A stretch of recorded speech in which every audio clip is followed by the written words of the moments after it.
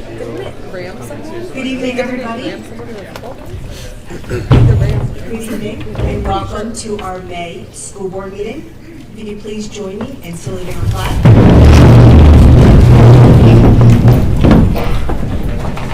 I pledge allegiance to the flag of the United States of America and to the republic for which it stands, one nation, under God, indivisible, with liberty and justice for all.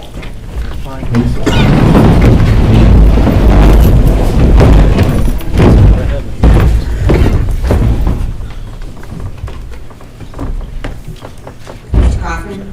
Here. Mr. Lefevre. Here. Mr. McMullen. Here. Mr. Margolis. Here. Mrs. Rash. Here. Mrs. Sereno. Here. Mrs. Teller. Here. Mr. Trauger. Here. Mr. Rose. Thank you, Nancy. I'll start with my report for this evening again. Thank you guys for coming out, as always. Thank you for taking the time to attend and participate in today's meeting. As the school year winds down, the district seems busier than ever. Classrooms across Penridge are filled with end-of-year projects, presentations, awards, celebrations, highlighting the hard work and growth and accomplishments of our students. At the same time, we remain deeply engaged in several important initiatives and an ongoing budget process. While it may feel as though I speak about the budget every month, it remains one of the most important responsibilities we have as school board directors. From the beginning of our budget work, our goal has been to balance what is best for our students, staff, and community, while working towards a responsible and balanced budget. Currently, Penridge, like many surrounding districts, is facing a budget deficit driven by several factors, including reduced state and federal funding, rising operational costs, increasing cyber charter expenses, and continued growth in special education needs and services. Many of our neighboring districts are also proposing to be at the Act 1 index or above. Over the past several months, the district has reduced our deficit from $10 million to $4.8 million through thoughtful planning and careful reductions. That's a big task, and I want to acknowledge the significant effort that made it possible. Throughout this process, the board and administration have remained committed to protecting the educational programs and opportunities that are essential to our students' success. Programs that we have worked hard to build, strengthen, and sustain to ensure they continue to reflect the pride we have in our district. We are making difficult but necessary decisions to ensure Penridge remains strongly competitive and financially stable, while confronting the reality of declining revenue and rising expense. Our work isn't complete yet. We'll continue to review every option to reduce the deficit without compromising our students' education or safety. This challenge is not unique to the Penridge school districts. School districts across Bucks County and across the state are facing similar pressures. I encourage you all to review our Finance Committee meetings for a deeper understanding of all the work that's being done. Tonight, we will make a preliminary vote on the budget. As required by law, the budget needs to be voted on twice, once today and again at our June meeting. With that said, there may be changes to it in June as the administration continues to work on reducing the deficit. I also wish our outstanding students a wonderful finish to their school year with less than a month remaining. I wish you all continued success with your final projects, exams, evaluations, and I hope you enjoy the many end-of-the-year events and lasting memories with your friends, classmates, and teachers. You have worked hard and accomplished so much this year. Be proud of yourselves, as we certainly are proud of you and all that you have achieved. Thank you all, and that concludes my report for this month. We move on to our superintendent's report. Dr. Barrios. Thank you, Madam President. Good evening. Last week, our school community came together to celebrate Teacher Appreciation Week, and it was uplifting to see local businesses offering specials, hosting events, and finding thoughtful ways to recognize our Penridge teachers. To this day, I still find myself often reflecting about some of the teachers who helped me along my way. Some common themes: they cared deeply, were patient, they challenged us, and they believed in us even when we did not always believe in ourselves. Quite frankly, those same qualities are alive and well throughout the Penridge School District. Every single day, our teachers show up for our students. They do far more than deliver instruction or prepare lessons. They build relationships, create environments where students feel safe and connected, push students to think critically, and help guide them through both successes and struggles. The influence of a great teacher does not end when the dismissal bell rings. It stays with the student for years, and in many cases for a lifetime. Penridge is a stronger district because of this professionalism, compassion, and commitment our teachers bring to their work every single day. So to all Penridge teachers, thank you. Please know that your work matters and your impact is deeply appreciated. In that same spirit of appreciation, we also recognize our Penridge principals and our school lunch heroes, both of whom were recently celebrated for their important work and the roles they play within our schools. Our principals help set the tone and culture of each building. They lead through challenges, support staff and students, and help our schools moving forward every day. At the same time, our cafeteria teams work tirelessly behind the scenes to ensure students are fed, cared for, and ready to learn. Anyone who has worked in our schools knows that hungry students don't learn particularly well, and our lunch teams are essential to supporting the whole child. And we are grateful for everyone that I just mentioned. This past Friday night, I had the opportunity to attend the Bucks County Intermediate Unit's annual prom. And this year's theme was Hollywood. More than 100 students, many of whom were from Penridge, but they were represented by all 13 school districts in the county, attended this wonderful event. The joy in the room was evident, and our students had an incredible time. I tip my hat to the Bucks IU's Executive Director, Dr. Mark Hoffman, and his team for organizing such a memorable event for these students. Continuing our efforts to provide connections for our students, we were proud to welcome Bucks County's District Attorney, Mr. Joe Kahn, to join us. First, he joined us at Dibler Elementary, where DA Kahn connected with our 4th grade students through a fun and memorable read aloud, sparking curiosity and excitement, and spent time meeting with students throughout the building. At the secondary level, we had the opportunity to collaborate with the district attorney as part of our student advisory council, where 20 high school students interested in pre-law and legal careers participated in an in-depth hour-and-a-half discussion over lunch. Students asked thoughtful, engaging questions and gained insight into career pathways, networking, and the work of the district attorney's office. We are grateful to the district attorney and his team for their partnership and their visit that day. In addition, we are proud to share that Penridge has once again been named a Best Community for Music Education by the NAM Foundation. This is marking our 11th year receiving this national recognition.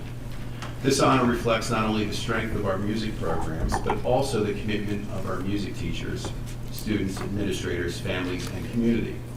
In recognition of this achievement, we've invited all Penridge music teachers representing every grade level to be honored here tonight. So if you're here, come forward, please. All of our Penridge music teachers.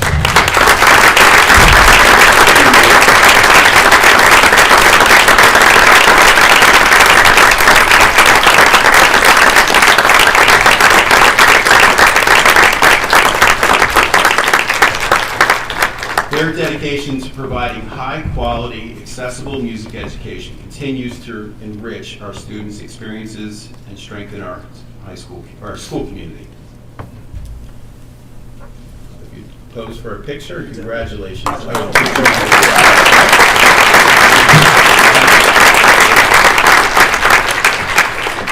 These educators have some incredible students in their classes, and tonight we are also very proud to recognize the exceptional accomplishments of Chloe Wint and Caden Wall at the state level. They can come forward, please.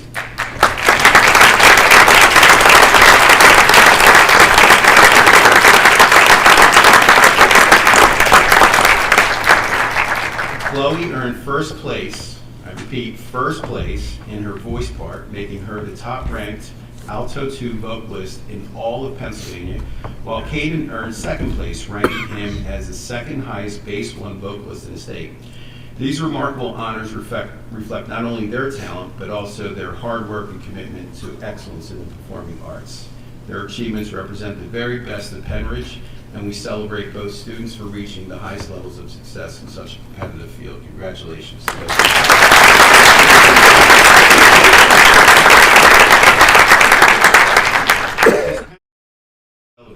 outstanding achievement in music and the arts, the community is invited to experience that creativity firsthand at the Penridge High School Spring Arts Festival on, is that correct, Tuesday, May 13th? Yes. I might have got that wrong. Wednesday, I'm sorry about that. Wednesday, May 13th, from 6 to 9 p.m. in the high school main lobby. The evening will showcase the talent of Penridge students through exhibits featuring drawing, painting, ceramics, digital art, animation, photography, sculpture installations, AP studio art, wood crafts and furniture, metalworking, fashion design, and much more. Guests can also enjoy the spring concert taking place throughout the evening in the auditorium, making this a true celebration of the visual and performing arts programs that continue to make Penridge shine. We hope all of you will join us for this special evening celebrating creativity, student talent, and the arts at Penridge. Penridge excellence continues to rise through the incredible work of the Ridge Robotics. Why don't you guys come down, please? I see your robot is with you. Team 10584 at Penridge High School.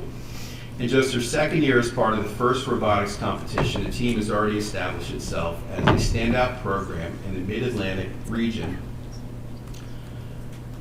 earning a Mid-Atlantic first of 3 straight Rising All-Star Awards after winning the Rookie of the Year in their first season. That'll also earn them recognition as regional ambassadors, an honor that reflects both their competitive success and the way they represent the values of FIRST. Their rapid growth is fueled by exceptional student leadership, including 2 Penridge National Merit finalists serving as captains, highlighting the strong connection between academic and technical excellence. That success was on full display at the Careers of Tomorrow Student Expo in Oaks, where team members shared their expertise with students from across the region. From coding and programming to manufacturing and electronics, Penridge students not only demonstrated their robot, but also taught others how to operate it, inspiring the next generation of innovators. Their robot, Ridgie II, and many members of the team are here tonight to be recognized.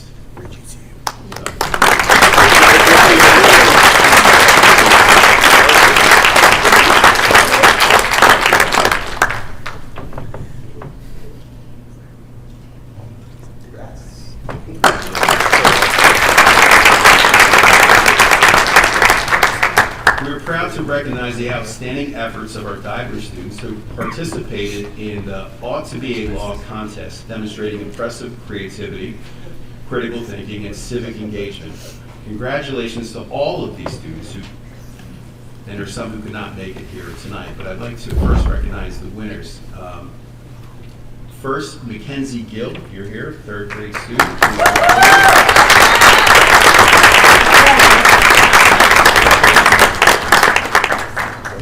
Ava Harris.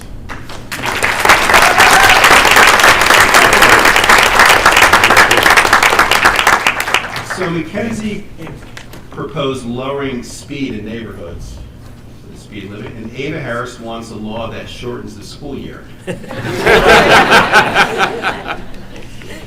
We had some grade 3 participants, Anthony Malilli and Lydia Louder. Are you here? Please come forward.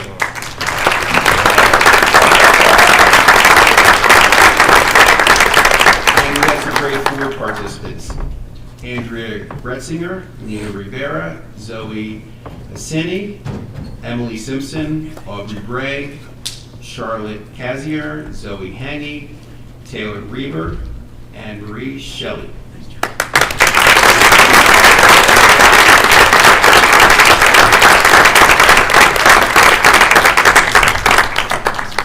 Many of the students participated in this special day of recognition, including an honorary bill signing experience with state representatives Shelby Labs and Craig Stats. We also want to commend all Penridge students from Geibler Elementary who took part in this statewide initiative, showcasing innovation and a strong commitment to making a difference in their communities.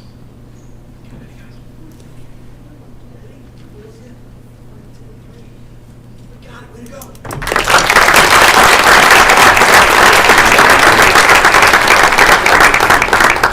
Across Penridge, our schools continue to come alive through student creativity and community collaboration, as seen in the incredible mural projects at both Guth and Seiler elementary schools this year. At Guth, a long-standing tradition of student handprints and artistic expression has evolved into a vibrant school-wide effort to bring color and life to every hallway. Through the 5th grade mural club and the leadership of dedicated staff and volunteers, students have played a direct role in designing and painting murals that reflect their ideas, leaving a lasting legacy within the building. Similarly, at Siler, a school-wide tile mural is taking shape, with every student and staff member contributing a unique piece of a larger work that represents their shared, proud values and strong sense of community. Together, these projects highlight the power of creativity, collaboration, and student voice, transforming school spaces into lasting reflections of pride and connection at Divine Pembridge. Please welcome many of the people who have transformed our halls with their beautiful artwork.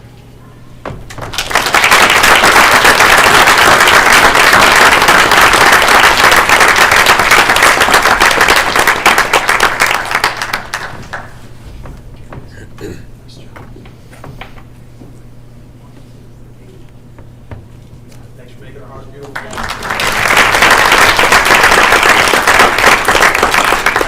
And now I'd like to check in with Mr. Ketty for even more celebrations from the high school.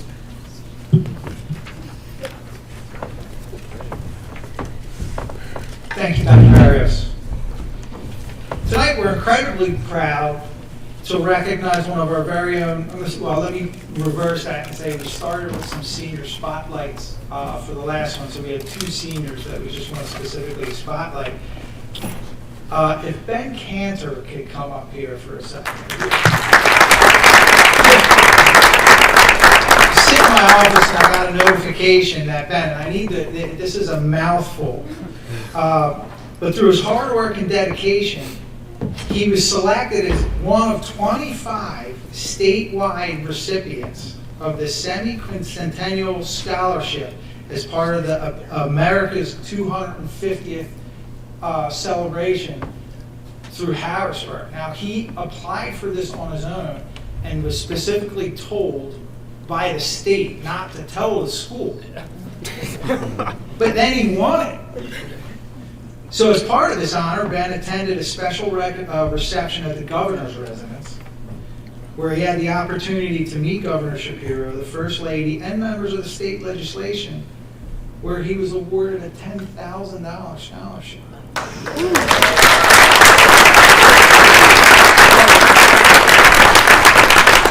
Ben's future plans is to attend the University of Pittsburgh, so the University of Pittsburgh matched that $10,000. So as a result of the hard work that Ben put in, he has received a $20,000 scholarship to attend college next year. So Ben, thank you for just representing Pembridge, the district, our school, yourself, and everybody here with that integrity class. Very well done. Thank you very much.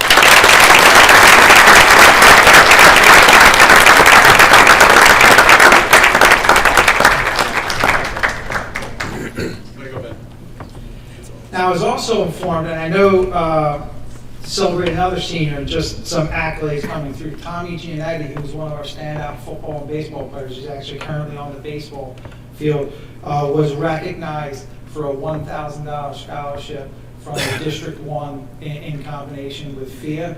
They applied for these, so he is one of 13 individuals that actually win that scholarship. So on behalf of Tom, I know he's out competing for us, but it just shows our excellence not only on the athletic fields, but also in academics as well. So if we can just give Tommy a round of applause. So moving off of seniors, what I would do is like to bring up Allie Perlini. I saw that you were up. Allie is an 11th grade student. And from her leadership and service in our school community, Allie is an active member of our Bucks County Student Forum, representing our school alongside student leaders from 13 districts across the county. I know, Zoe, you're a part of that as well. Allie served on the forum's Mental Health Awareness Subcommittee, leading this work for the Bucks County Mental Health Awareness Day proclamation that promotes youth mental health awareness, access to resources, and student voice within the local government. Just last week, Allie was actually asked to speak at the county commissioners meeting, where she actually read the proclamation during that meeting. So please join us in congratulating Allie for that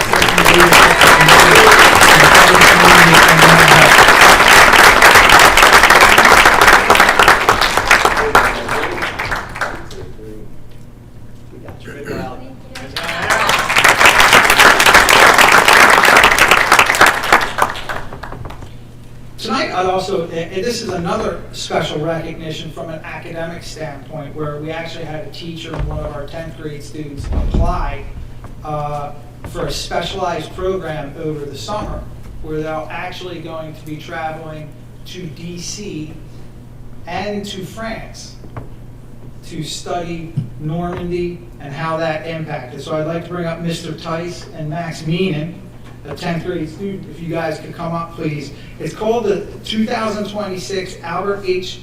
Small Normandy Institute at George Washington University. Through this experience, they will complete university-level coursework and conduct original research on the local service member connected to the Normandy campaign in 1944, culminating in the presentation in Washington, D.C. and Normandy, France. So right after school, they go to Washington, D.C. for a week, then they actually go to France for a week. This was a project that Max actually approached Mr. Tice to get involved with. They spent time over the last summer and in the fall applying for it, and actually were awarded this, so they actually begin their journey fresh after school. So their acceptance reflects academic excellence and a strong commitment to meaningful, real-world learning opportunities. And we're just super proud of both of you guys, so thank you very much.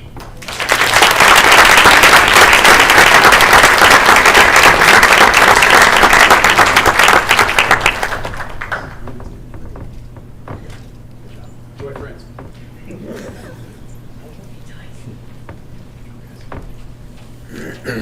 Could take the lead now, really, from Dr. Barrios and try to celebrate our arts as well as our music. So this year at Penridge High School, we launched a unified art and unified music this year in collaboration with our art, music, and unified departments, creating inclusive classrooms where students of all abilities can learn and connect.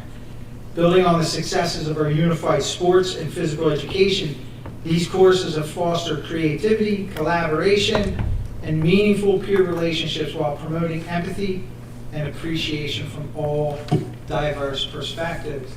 And I know I saw Mrs. DeVasto. If you could come up, please. Mrs. Troutman, I know that you're here as well. And any student who is involved in the unified art or music program, if you could please come forward. Is Molly here? No? These individuals spend a lot of time working with all of our students, so if we can give them a round of applause.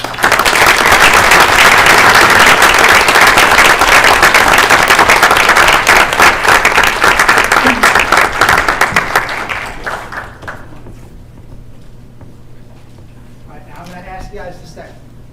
All right? Because while I have you up there, all right, we also on May 1st, this last Friday, 2 Fridays ago, we celebrated our April showers. It was in May, but it was our rain rally. And I just wanted to take a moment as the leadership from school, because while these individuals, I know Ms. DeVasto was 100% involved, but just from our unified program, I'd like to acknowledge Mrs. Ashlock, Mrs. Boyer, Mrs. Camerata, Mrs. Aquino, Mrs. Hance, Mrs. Gablin, Mrs. Gersberger, Mr. Altmeyer, Mr. James, Mrs. DeVasto, and Mr. Raybuck again. Our rain rally continues to be a fantastic community event, bringing students together from across all levels of Penridge to raise money for the Special Olympics. So for the Arts and the Music Fest this Wednesday, the 13th, all those teachers in our unified program is offering another invitation to the community, because specifically in our Pathways program, in the PACE program, they're actually going to have their own unified art gallery as part of this, and they'll be selling coffee, lemonades, and drinks for everybody in attendance, so that they can raise some more money for the Special Olympics. So thank you guys very much.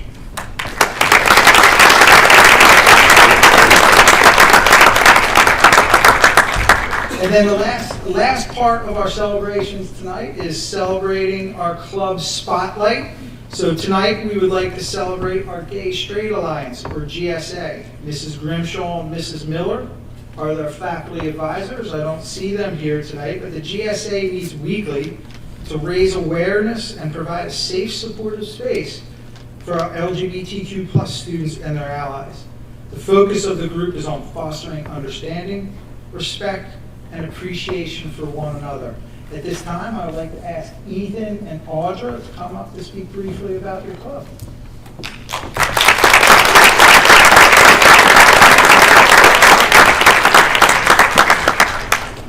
Good evening, I am Ethan Scholl, a junior here, joined by Audrey Caligiuri, also a junior here. I am the president of GSA, not to take away from my amazing leaders. One could not make it, unfortunately. Very busy with schoolwork at the end of the year. The GSA, or the Gay Straight Alliance in full, acts as a safe space for LGBTQ plus peoples first. But we also hope to make the school a place welcoming to all as well. We have had multiple successful events, like the Day of Silence, which was Friday, April 10th, where we held a vow of silence until the end of the day for queer voices which have been silenced throughout the year. After school, we then held a Breaking the Silence party to, well, break the silence and commemorate the future. We also had a chalk street mural where we colored in the space between the lines in the crosswalk at the plaza with the Philadelphia Pride flag colors, which turned out beautiful. We hope to continue giving students a place where they can be themselves and optimistically making that place be the entire school. As it currently stands, there is still work to do, but progress is made every day thanks to the lovely people who attend our meetings and support from those who can. Thank you.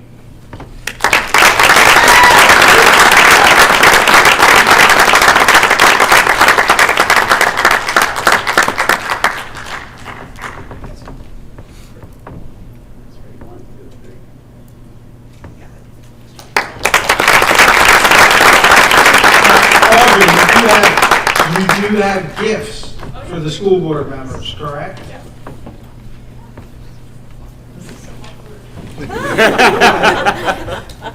So I spent a few hours this afternoon handwriting notes for each of the school board members. I accidentally I meant to hand them out before the meeting, and I only got to one earlier, so I'm going to start with Mrs. Carly Taylor.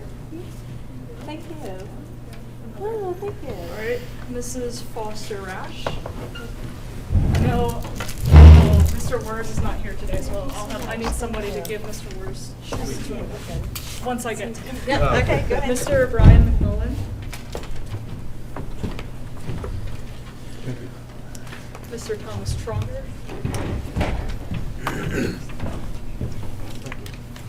Mr. Chris Kaufman, who has visited the GSA before, so thank you. Mrs. Carolyn Ciarino. I think I gave you 2 names. Mr. Nathaniel Lefevre. All right, and then Mr. Ronald Rhodes, so if you can get that to him. We'll get it, sure. Thank you. Pronunciation. That concludes the high school. That concludes the high school report. I'll pass it over to Mr. Thomas. Thank you. All right, we'll bring us home here. Thank you, everyone, for another opportunity to share the good, as we like to do. A few times a year, it's always good to have a reminder, and Henrich encourages families and community members to follow the district's communication process when questions or concerns arise. This is on our website, and we like to share a couple times a year just to remind everybody. Beginning with the staff member closest to the issue, we remind people that typically the classroom teacher or the guidance team can most help people who have questions or concerns and address those quickly, accurately, and by the most directly involved. If additional support is needed, then you can go down the list there and then go through the administration chain. And this communication model is designed to improve collaboration, maintain clear communication, and connect families with the individuals best equipped to provide assistance and solutions. Next up, we talked about this last month, and after nearly 1,000 votes, we have our new mascot name for our round. It is Bruce. Bruce. And the name could not be more fitting. Here's why.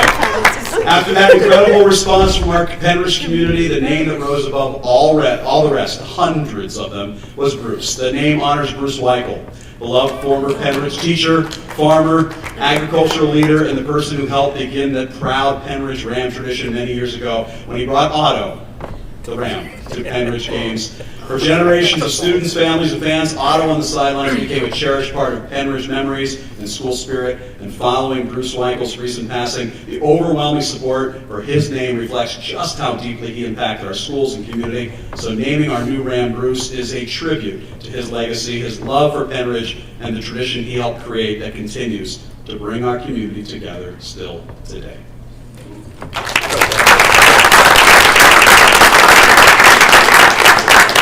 Speaking of bringing our community together, we'd like to invite Donna Huff and folks from Rampax to come down and be honored tonight. We talked about this a few months ago, you might remember. We had a gear sale. Many of us have some nice, fresh Penridge gear because of the gear sale that we had, some good swag. But that was also a fundraiser for Rampax. So a few dollars off of every item sold went to benefit Rampax. Tonight, we have a check for $286, but we decided we're going to round up a little bit, so here's an extra 20 to make 300 plus. Here you go, Tom. Thank you for all you do for Penridge.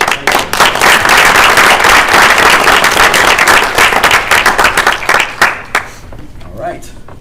Well, it was easy to see tonight just how many great stories we've had over the past 2 to 3 weeks. Incredible stories, and we've had some incredible media coverage because of those stories. Almost everything you heard about over the last 10 to 12, 15, maybe 20 minutes was also in the media, whether it was the Philadelphia area television, print, or online outlets. 23 separate stories were spread across our region from Penridge. Coverage included student achievement, community partnerships, special events, leadership announcements, and district recognitions. These efforts are amplified through Penridge's digital communications network, where our social media content is continuously integrated across our website, web pages, and this is an incredible statistic that we wanted to share with you tonight.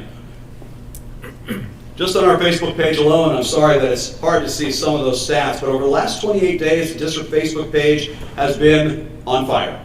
527,000 views, and you can see some of them up there. Videos from concerts with 6,000 plus views.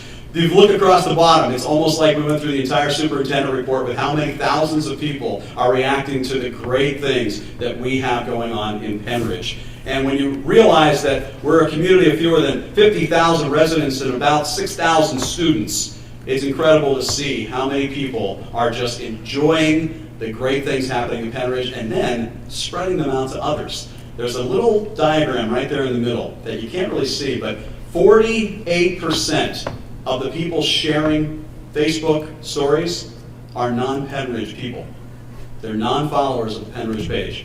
That means all the great things that you guys make happen, that our administrators make happen, is being seen everywhere. Thank you for that opportunity, and I appreciate the chance to bring that report to you tonight. Thank you.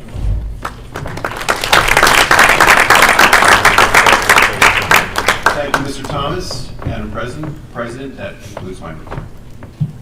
Thank you, Mr. Thomas, Mr. Kenny, and Dr. Barrios. Also, congratulations to all of our students that were highlighted, and thank you so much for the GSA students. That was very thoughtful. Thank you. On to our student liaison, Ms. Brown. Thank you. So this past week, it was Teacher Appreciation Week, not only here at the high school, but across the whole district. Here at the high school on Monday, we hosted a breakfast for teachers during Rams period, and we had distribution of thank you cards from student council members to students that have personally touched and inspired our own learning journeys throughout the years. On May 7th, the high school hosted their jazz band and choir concert, showcasing musical arts here at Penridge. It was a wonderful performance, and it was extremely impressive. Our Keystone testing starts tomorrow morning for any students that are in spring biology, algebra, or literature classes. And this is state testing that we do across the board here at Penridge, and most students that had taken their fall classes have already taken the Keystones, a new change with block scheduling this year. Our AP testing is in full swing. They started last Monday and continued through this week. I personally took a test this morning. Was extremely difficult. Our spring concert and art festival, as explained earlier, happens on Wednesday, May 13th, and showcases artwork from across Penridge High School, as well as AP Studio Art students, which have personal showcases featuring the work that they have culminated throughout the year following their artistic themes. And this also culminates in the spring concert showcasing musical and performance art here at Penridge High School. Looking forward, the end of the year is quickly approaching, and this is extremely exciting for many of our seniors as they approach graduation. Our senior final exams start May 21st and continue through May 27th. Our last senior day is then May 27th, and following that, we have our senior sunrise, where seniors gather on the field in the morning for one last event together. And that afternoon, we have our senior awards, where seniors are honored for their contributions to Penridge High School and academic achievements. The senior class picture will occur on May 29th, followed by the very exciting senior prom on Saturday, May 30th. Cap and gown distribution and our senior walk will occur on June 1st, where students get to walk through the high school accompanied by parents and family to remember their fond memories here. Our graduation practice and senior stroll then happens the next day on June 2nd, where students practice graduation here and then can attend their previous elementary and middle schools to visit teachers and remember all their journeys, how far they've come, and their graduation. Graduation itself occurs on June 3rd, and then looking forward not just our seniors, but the rest of the student year. Underclassmen finals occur June 3rd through 8th, and the last official student day is May 9th, half day for Penridge. Thank you. June 9th. Not May 9th, I wish. Thank you very much.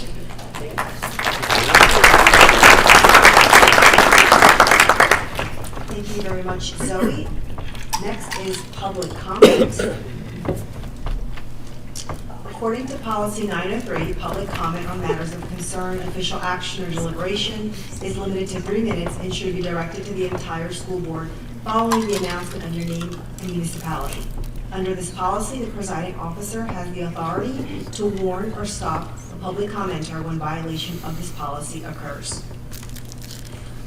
First, we have Mr. Paul Volberg.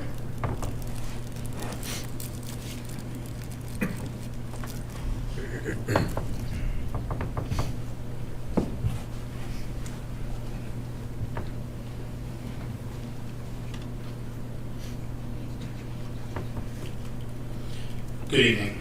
Paul Volberg, Kirk C. Borough, and Penridge Education Association President, as well as a music teacher in Penridge for the last 28 years, most recently at North Middle School. I wanted to take a moment to comment on the potential closure of South Middle School in the near future. While I recognize that the declining enrollment throughout the district will likely necessitate this, I would like to ask that a few things be kept in mind if we go through this proposed change. As someone who was a part of the opening of North Middle School, I can tell you that a great deal of effort was made at that time to incorporate the incoming 6th and 7th grade students. However, the 8th grade students that were coming over from South and Central to a degree seemed an afterthought. While this proposal to close South is a shift in the other direction, much has been said about the culture and community that the staff and then Mr. Renner and his team have fostered and cultivated in that building. And I think it is crucial that time be spent to make the shift of students from South to Central and North a focal point. Included in this should be the thoughtful movement of staff from South to Central and North to give the South students familiar faces and a feeling of welcome in their new schools. The thoughtful integration of these faculty and students will be crucial to their success and the other schools' success in this new environment. I do not envy this board or administration as you face difficult decisions in the near future. I appreciate the time that Dr. Palmer put into his presentation last week and the very thoughtful questions that were raised by the board as you examine the future needs of the district. Thank you. Thank you. Next up is Steve and Judy Kendra.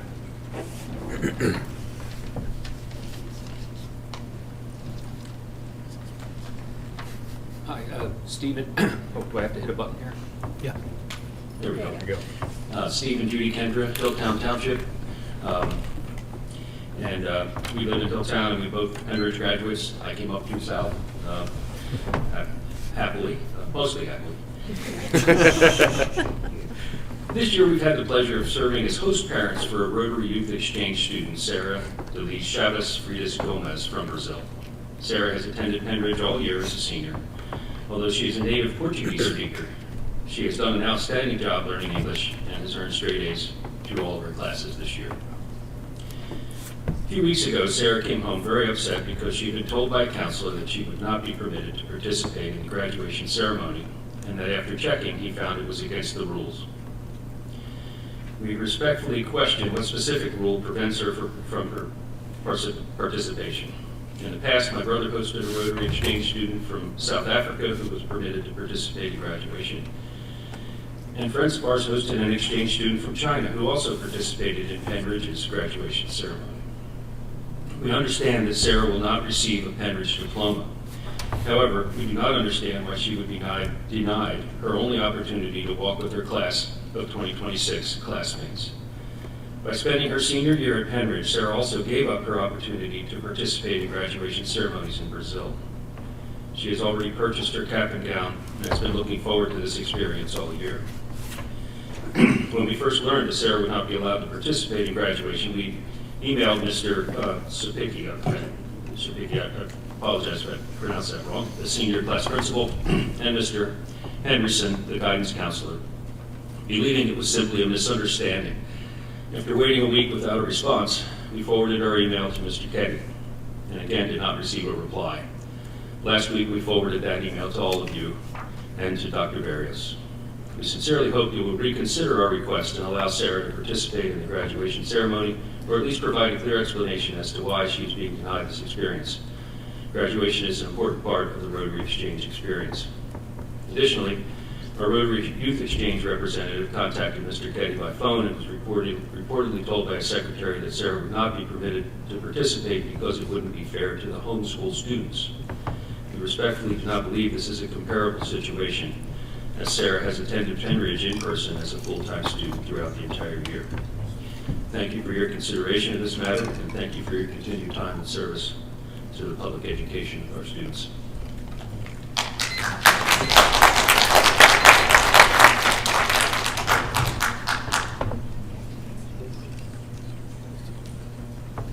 Thank you. Next is Laura Foster.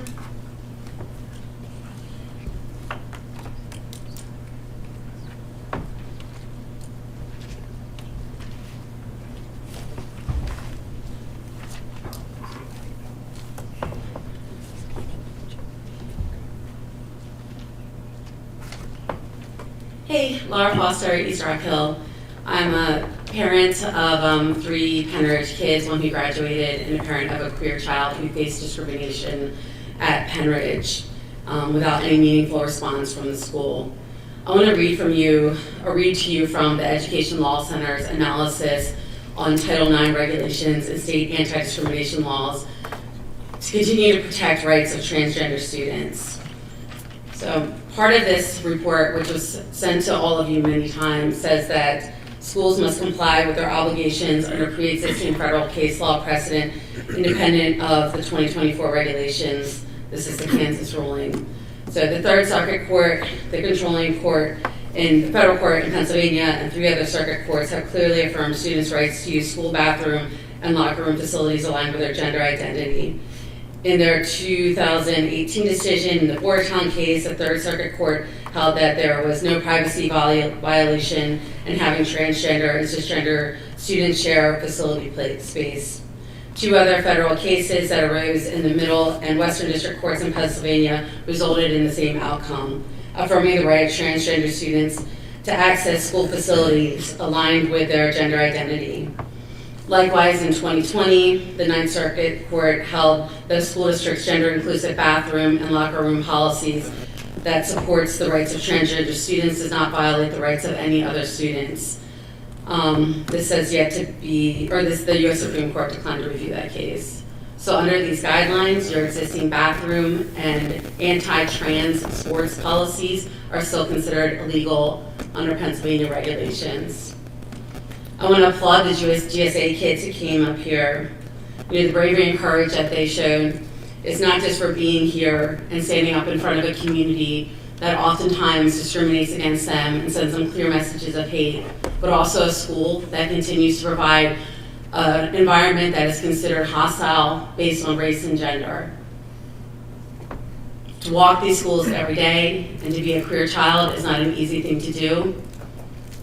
In my work with the University of Pennsylvania's Advocacy for Racial and Civil Justice Law Clinic, reports from this year have reported that the climate and the feeling for the queer students is exactly the same. There has been no change in climate. So I ask you, when you applaud the children that come up here and speak, is that enough? Or are you actually going to do something? Thank you.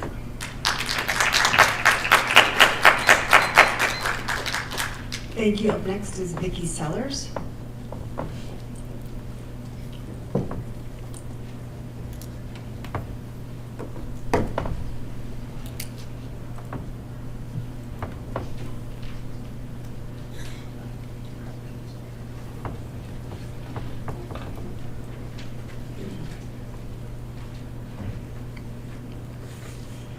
Good evening, Vicki Sellers, East Rock Hill. I'm here tonight because I strongly oppose the second tax increase in such a short amount of time. When the current school board took office, residents were hit with a 4% tax increase. Now you want to raise another 3%. That's a 7% increase in just 2 years. Meanwhile, under the previous Republican school board, taxes were not raised for 8 years. Why? Because they knew how to responsibly budget the taxpayers' money. Now we're being told that because taxes were not raised for 8 years, somehow that justifies raising them now? That is not an acceptable answer. The taxpayers should not be punished because prior leadership managed the district responsibly without constantly reaching deeper into residents' pockets. What concerns me most is the impact on senior citizens living on fixed incomes. Seniors do not get yearly raises to keep up with these tax increases. Many have lived in this community for decades, paid school taxes their entire lives, and now they are being squeezed harder and harder just to stay in their homes. At the same time, there is a massive housing development happening throughout the community. Every new home being built brings in additional property tax revenue for the school district. The district is already gaining new taxpayers and new sources of revenue from all this development. Instead of automatically turning to taxpayers again, this board should focus on controlling spending, prioritizing needs over wants, and respecting the financial burden already being placed on residents. Families are struggling, seniors are struggling. People cannot afford endless tax increases every time the board wants more money. I urge this board to reject this tax increase and start putting taxpayers first. Just keep in mind, one day you will be a senior on fixed income. Thank you. Thank you. Up next is Bob Sellers.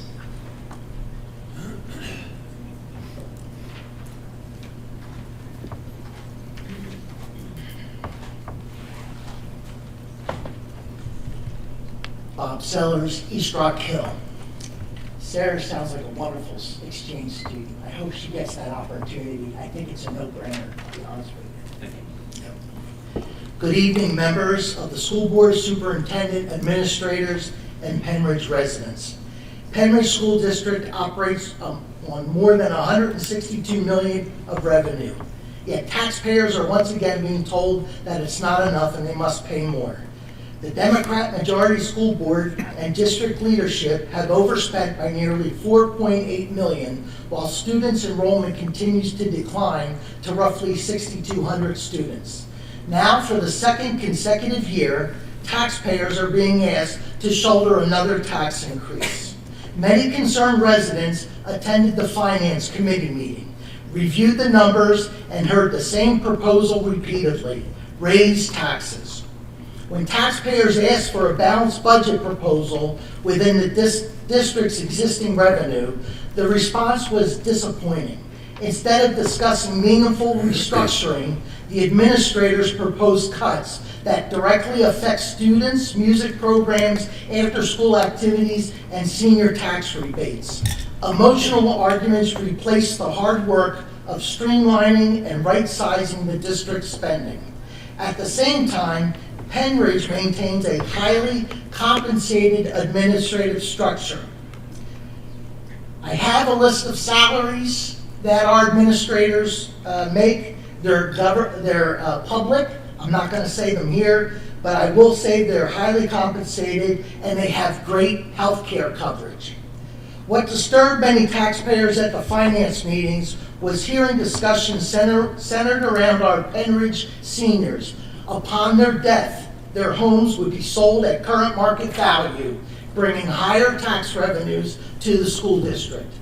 Let me remind you, long-time residents are the ones that built this community. These are hardworking seniors who raised families here, paid taxes here for decades, and helped rebuild Penridge. Their end of life should not be viewed as future revenue opportunities for the school district. Before asking families, seniors, single parents, and working residents to pay more, the district should first examine administrative restructuring and right sizing. I urge this board tonight, your work is not over. Reject another tax increase and direct the administration to return with a plan focused on fiscal responsibility, organizational restructuring, and right sizing. Necessary actions before asking residents to pay more. Penridge families deserve fiscal responsibility. Penridge seniors deserve respect and stability. And Penridge taxpayers deserve better. Thank you.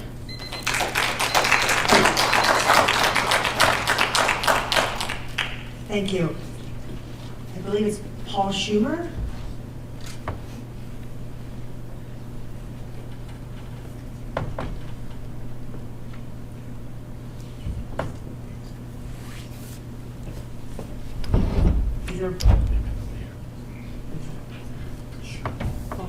Paul Schumer.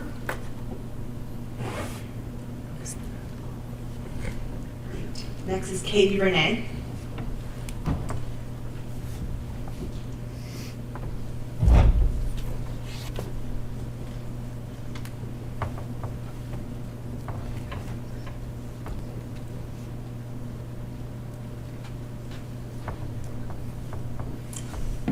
Hello, Katie Renee, Percy Borough. I have followed recent committee meetings and I would like to share some feedback regarding the budget discussion and the recommendation to consolidate middle schools. I recognize the budget challenges and that tough choices are on the table. Thank you for dedicating time to considering various scenarios and to preserving the educational integrity of the district. My first concern relates to the Breslin study that outlined the capacity for each middle school. The suggested capacity numbers provided for each school seem grossly overstated. Space needs within a school are far more complex than how many square feet a school has or how many desks fit into each room. I'm most familiar with South, so I'll focus there. The idea that 776 students should be the target capacity for that school is not realistic. Please consider how you might obtain more nuanced capacity numbers for these schools. I asked my child recently how many kids are in her classes at South. Most have about 24. As a parent, I'm pretty happy with that number.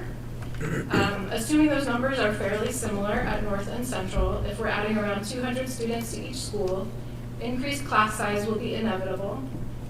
I was happy to hear some discussion about how the district might recapture some students from cyber charter schools, and I hope you continue on that path. However, I think it will be a hard sell to bring kids back into the brick and mortar buildings if what we have to offer is 30 kids per class in middle school. Dr. Palmer suggested additional sections of classes could be added to decrease class size. Additional sections require additional classrooms.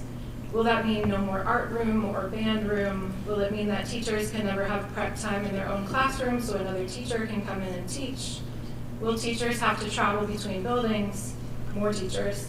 None of these are desirable outcomes. Of all the options on the table, closing a school is arguably the most drastic, complex, and irreversible of the bunch. Dr. Palmer referred to his own proposed timeline for consolidating schools as ambitious. My ask of you tonight is to please not proceed with something as serious as this on an ambitious timeline. I feel we've gotten a bit ahead of ourselves in that we've seen a bunch of numbers about the financial impact of closing South and no numbers about the practical and educational impacts. This process cannot be treated the same as the redistricting of elementary schools. It requires far more research and preparation, and the stakes are much higher for all involved.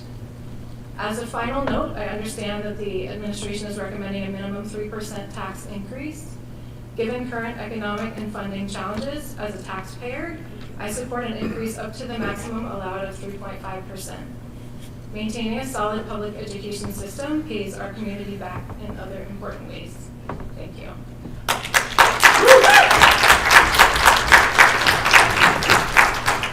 Thank you.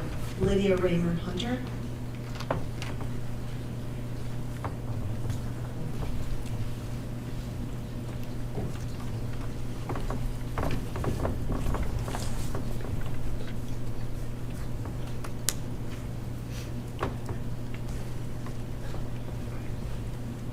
Good evening. Lydia Raymer Hunter, Percy Borough.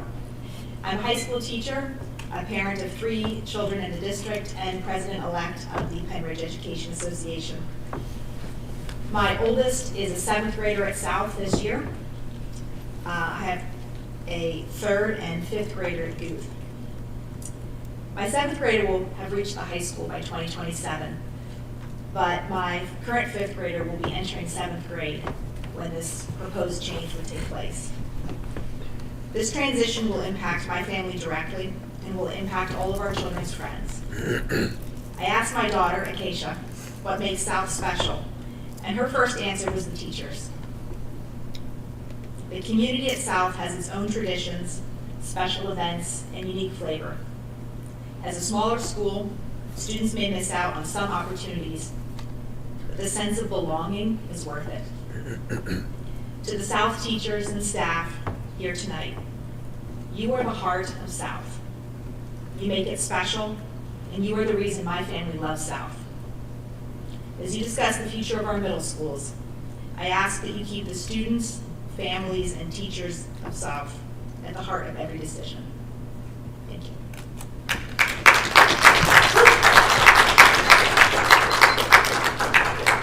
Thank you. Jen Hurley.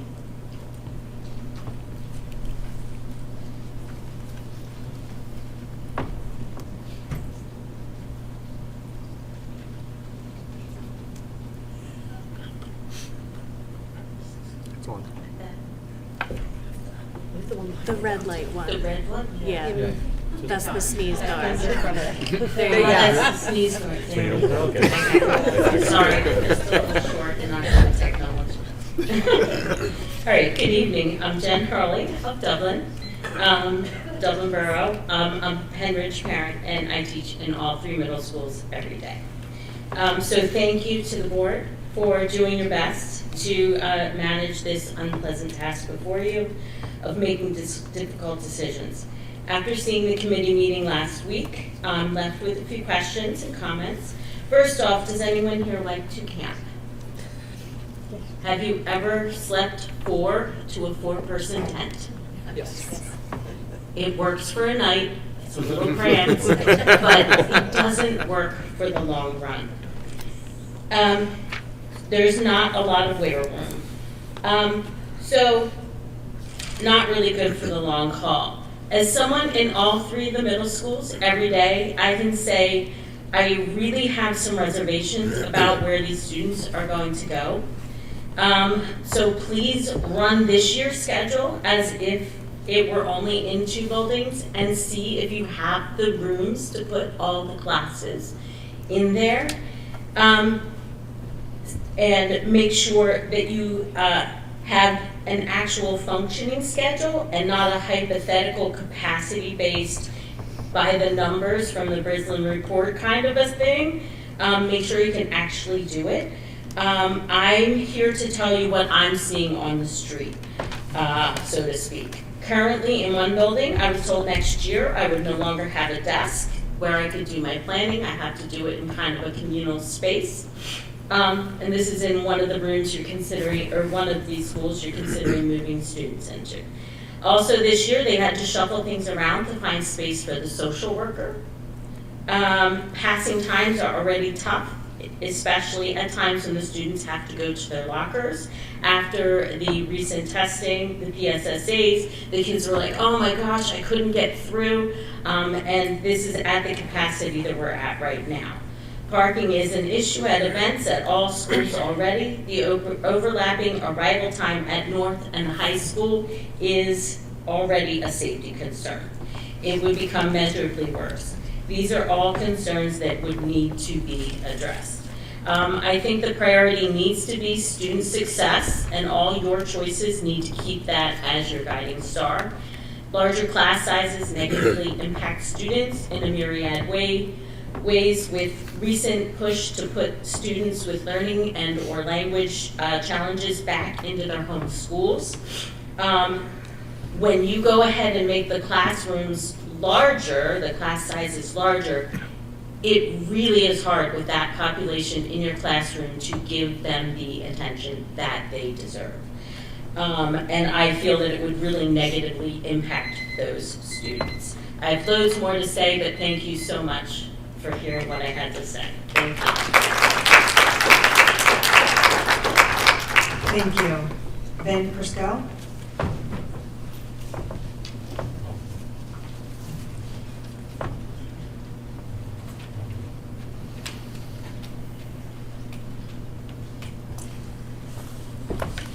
Hello, thanks for the opportunity to talk. My name is Ben Purcell, I'm from Sellersville, and I'm here to argue against closing South Middle School. My argument's more of an emotional nature. My wife and our little family moved here in 1991. Some people in our little municipality would still call us newcomers. Both of our kids graduated from South. The younger of the two was actually taught by her own mother as a 7th grade science student. My wife, Kim Purcell, taught at South for 27 years, was one of the senior-most faculty members when she retired last year. And in her retirement, what's she doing? She's going after that substitute teacher. Only at South, by the way. You're going to lose her if you close that school. And I hate the name of the school. It is not the southernmost of the middle schools, okay? The name is carved in stone at the top of the school. Selkirk Middle School, okay? Whatever genius did that. So I call it Selkirk Middle School with pride. I'm here to brag about the school.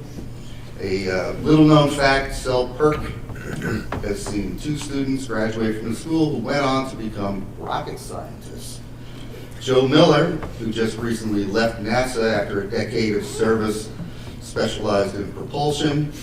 Joe Bussinger works for SpaceX in recovery. Think of the rocket coming back and landing on a barge in the middle of the ocean. There's 2 rocket scientists. And he's also the voice of SpaceX when there are missions and they're broadcasting. Another fact about South.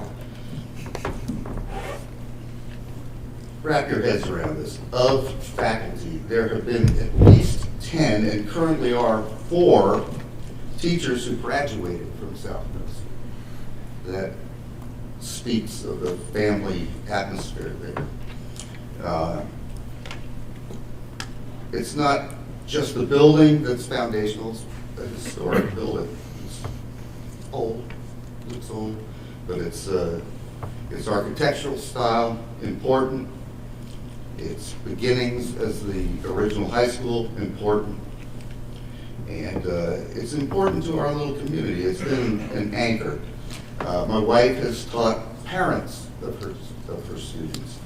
And there are students whose parents and grandparents graduated from that school. It's a population that's more challenged than the other middle schools. Thanks for the time. Appreciate it. Thank you. Brandon Story?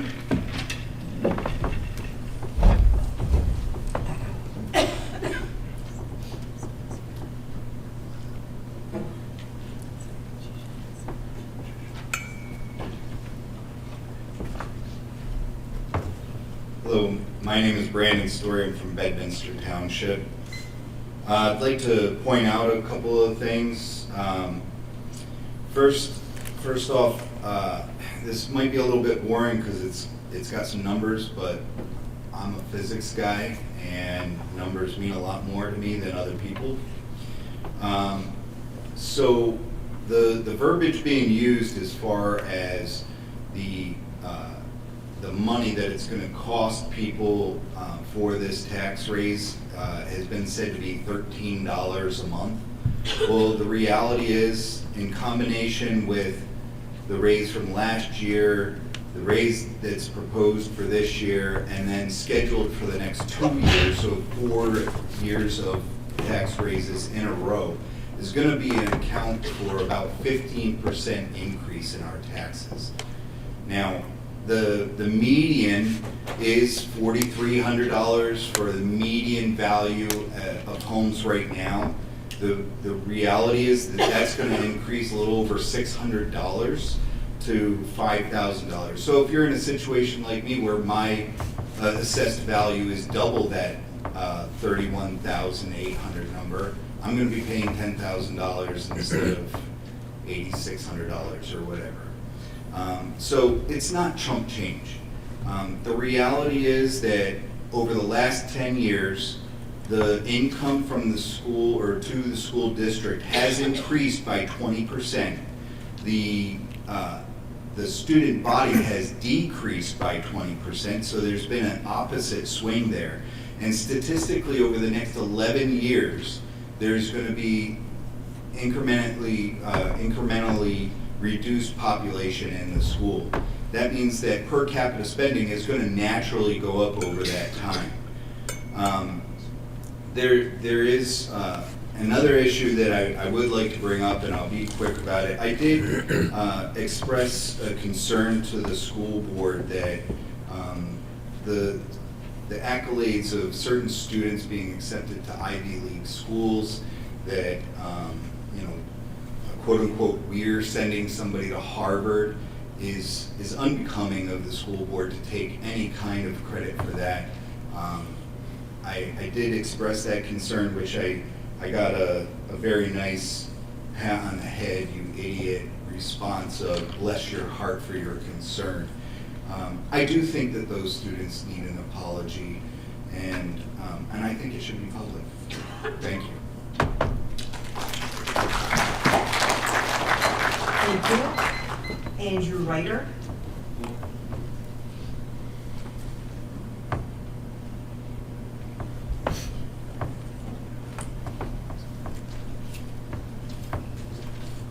Hey, good evening, everybody. My name is Andrew Ryder from Hilltown Township. I'm actually a newer member of your community here. I'm a United States Coast Guard veteran. I just graduated from Penn State with a degree in finance as well, and just moved to this area. I'm 25 years old, just bought a townhome, and looking to grow a life in this area because I have a lot of confidence in the future of the school district and the area as a whole. And I just want to give my perspective as somebody that's younger coming to the area. I think Penridge is sitting on a golden opportunity right now where you guys can really grow your district.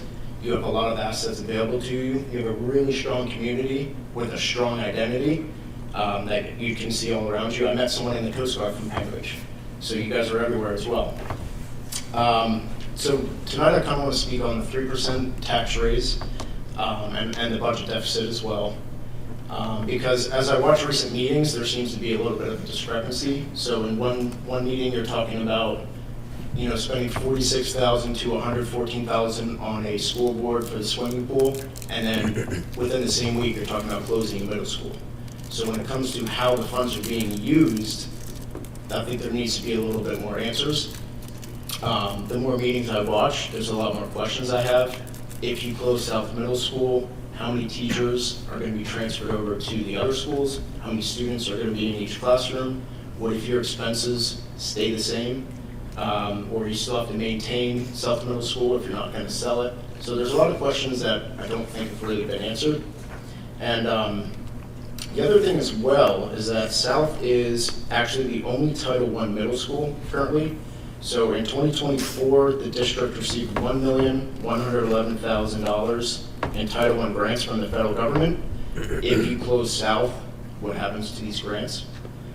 Do they get transferred to the other schools?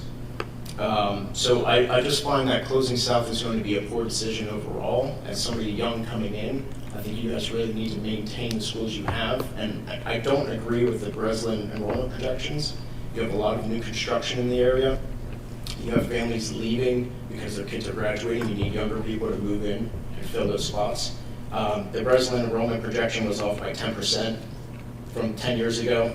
What if they're off by 10%, 20%? How are you going to account for that?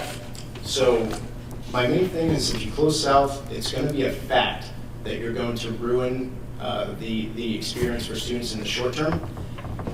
You're going to have to raise taxes if you make a mistake and you have to claw back and you have to reopen the school, rehire teachers. You're going to have to raise taxes anyway if you do that. So I would say that backtracking is just going to ruin your reputation, which is something you have to keep in mind. With the Facebook numbers, almost 50% of people are looking at your school from the outside. They want to come to this area and they're making a judgment call, and I just want you to make the best decision for the future of the community. Thank you.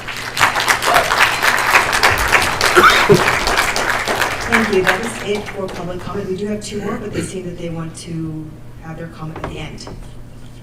Excuse me. I didn't sign up ahead of time, but since Paul wasn't able to do his comment, is it possible for me to go, or was it earlier on, someone wasn't here? Paul Schumer? Yeah, wasn't here to do his comment. Stand up.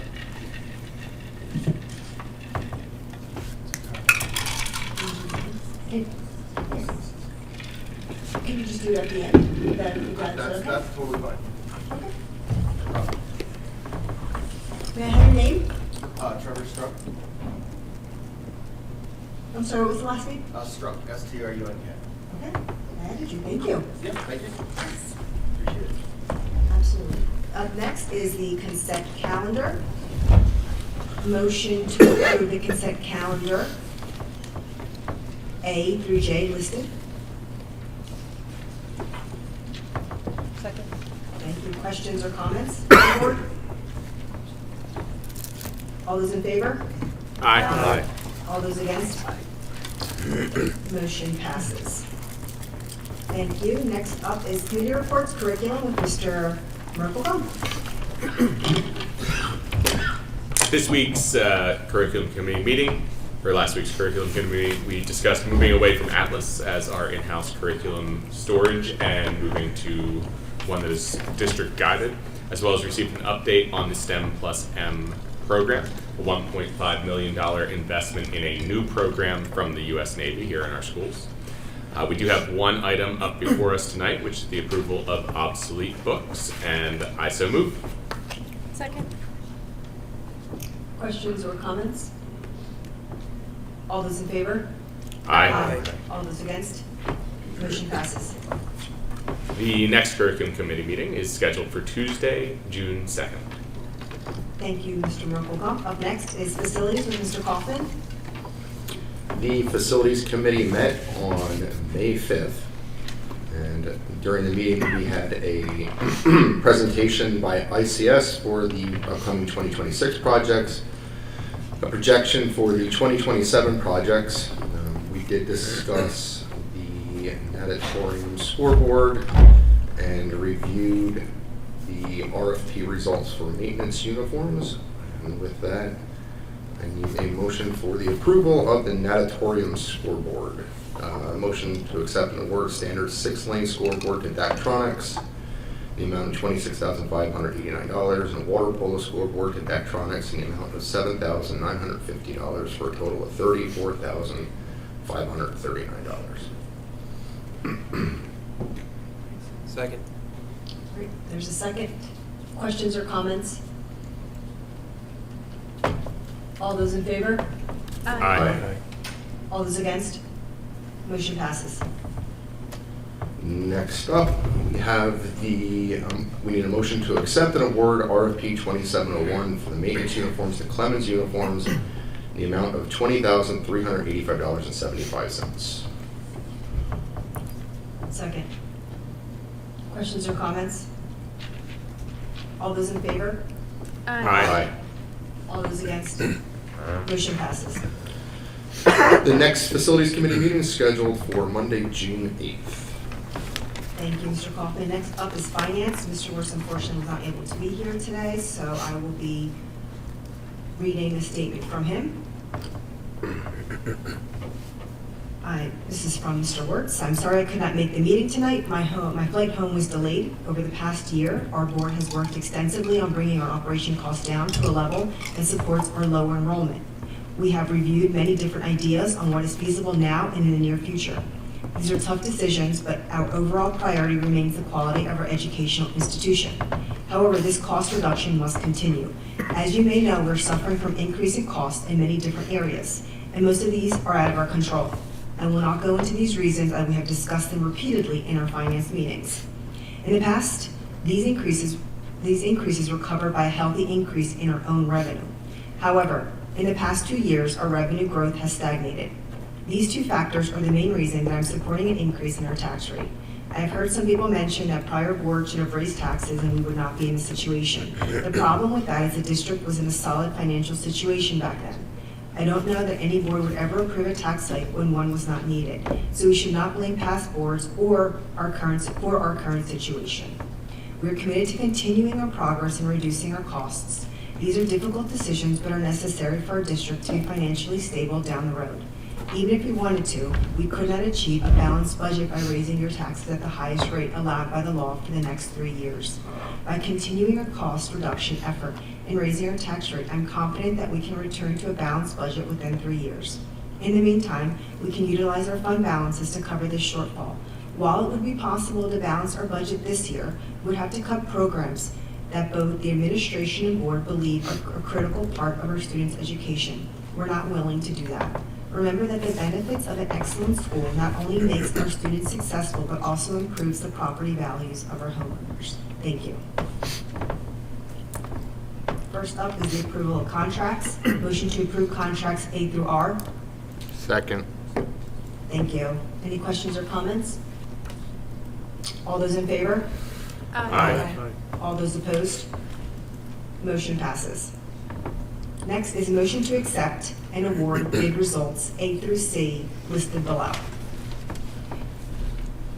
Do I have a second? Second. Thank you. Any questions or comments from the board? All those in favor? Aye. All those against? Motion passes. Next is motion to approve the 2026-2027 general fund proposed final budget as presented on the PDE 2028 form. Revenues and expenditures are balanced at $165,250,509. Sorry, and set the real estate tax rate at 144.3949 mils, an increase of 4.2057 mils, or 3%. So we will do, first of all, any questions or comments? I have a comment, Second, actually. please, second first. Second. Did you second? Thank you. Any questions or comments? Go ahead, Brian. I have a comment. I'd like to start by saying that this is a prepared statement. Normally I speak off the cuff, but since these meetings are recorded and analyzed like this Zapruder film, I figured I'd better take the liberty and make a few notes. I keep coming back to one simple reality, that the families in this community are making tough financial decisions every day. When my own budget stops making sense, I don't get to create more money or magically get some for my neighbors. I either cut back, or I delay something, or I learn to live without it. Clearly, in this case, learning to live without it would be a direct impact on our students, and it's simply not an option. Right now, to borrow a phrase from my kids, the math just isn't mathing. In all seriousness, this can no longer be about sides. It's not your side, my side, whoever gets blamed for whatever happened over these last many years. Pointing fingers does not balance a budget. It only serves to feed the ego. I think we can all do with a lot less of that. Post-COVID inflation, it hit everything. Before COVID, the district was managing debt and capital projects without the need to raise taxes, largely due to the efforts of the board and the administration. And it was supported financially by a housing market that continued expanding the tax base. That environment no longer exists. Now we're sitting in a market where people with 3 or 4% mortgages are not racing to trade them in for the interest rates between 6 and 7, and who can blame them? In short, people are staying put. Fewer homes are turning over, fewer new families are moving in. Additionally, there's several variables that will significantly impact our long-term financial outlook. including future discussions about healthcare cost drivers such as the GLP-1 medications, potential contract considerations, and the financial effects of upcoming retirements, early or otherwise. That all matters, and right now we just don't have solid numbers for any of it. I also think it's important to acknowledge a reality that every taxpayer understands. Tax rates rarely move in the opposite direction once they're increased. Even temporary increases have a way of becoming the new baseline, and compounded interests increase over year after year. They create a burden that simply does not disappear when the immediate challenge passes. I believe we need to take a more measured approach. With the projected 12 million debt drop-off in the 29-30 school year, I believe a more modest increase in the 1 to 1.5% range, combined with continued meaningful cost-saving measures, the potential closure of South Middle School, and minimal borrowing from the capital fund gives us a path to get there without hammering taxpayers year after year with 3% increases. At the end of the day, those recurring rate increases are compounded and will hit fixed income households, single income families, and lower income residents the hardest. Before we ask taxpayers to dig deeper into their pockets, I believe we owe it to them to show we ourselves had every reasonable option to tighten our own belt first. For these reasons, I'll be voting no against the proposed 3% tax rate increase tonight. Thank you.